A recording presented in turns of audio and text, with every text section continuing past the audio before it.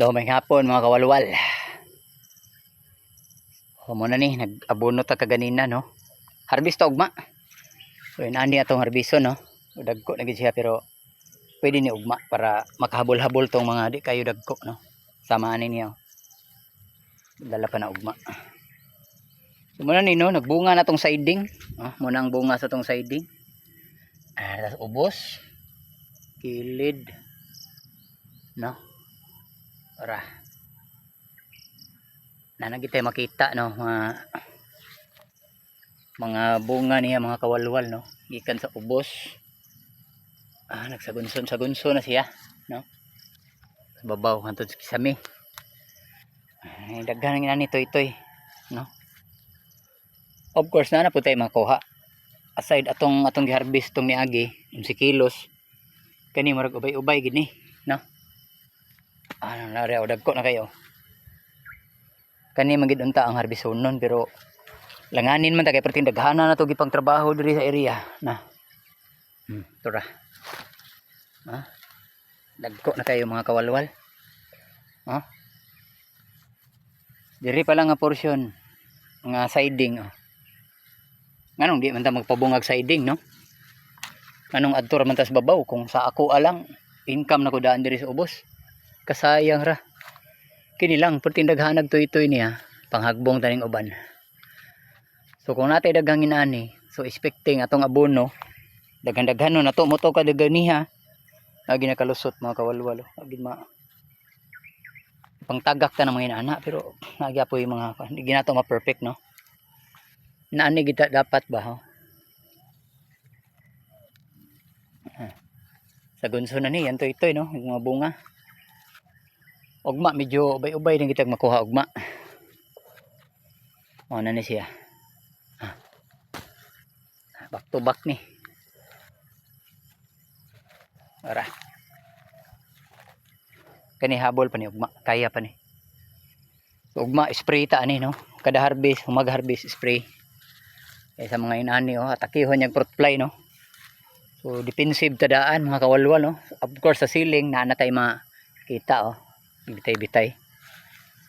Dako na pit na ni mahinog. Ugma gini tama ni ugma.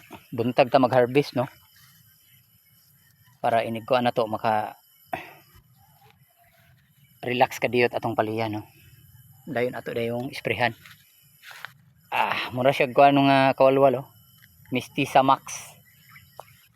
Mistisa F1 o Galaxy Max. Nasudlan tag daw ni mildew mga kawalwal pero bintahan lang kay na control na to na dry na siya. So nasugat na to sa atong kuan kani mga kawalwal tanggalo ni siya minani. Kay ato ang prepared nga ug mahimo mga straight lang ato ibili no. So mato ugma mo po diha at bang ubay na po na dihag nga makuha na to no. Same as diri na pod mo pod ni diri hasta diha sa una. Mga bunga niya thank you Lord, thank you mga palaya no. Nga ni gitaong gihatag ang ako ang kahago no. So di gid lalim kay binugnuay nimo sa area no gikan pag land prep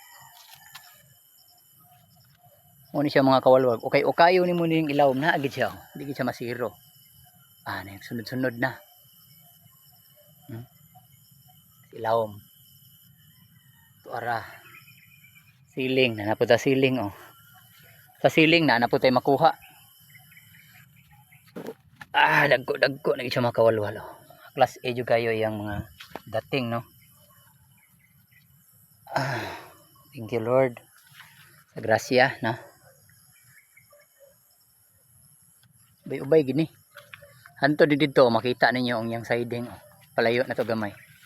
So naagid siya mga bunga-bunga no. Sayang kayo kung di na to pabungahon ang siding nga og sa diri pa lang sa siding mo income na ta ngano kung dili mahal kay nga abono nya.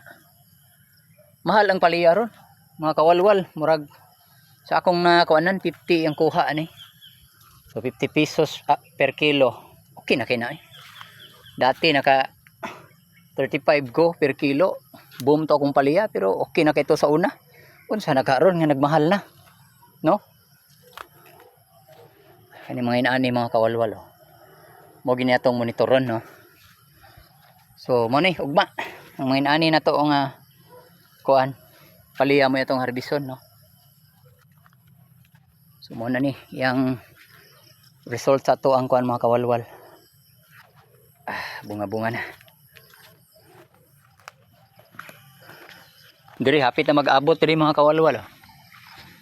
Nagsugatay na tong paliya diri, oh, tas tumoy. Makita ninyong udlot nga naghapit na sila magginunitay, no. So masira lang ni para buyag naani daghan na tag makita nga mga inaani, no, sa ceiling. Nani nagbitay-bitay, no, sulod. So hantod na dito mga kawalwals tumoy, no.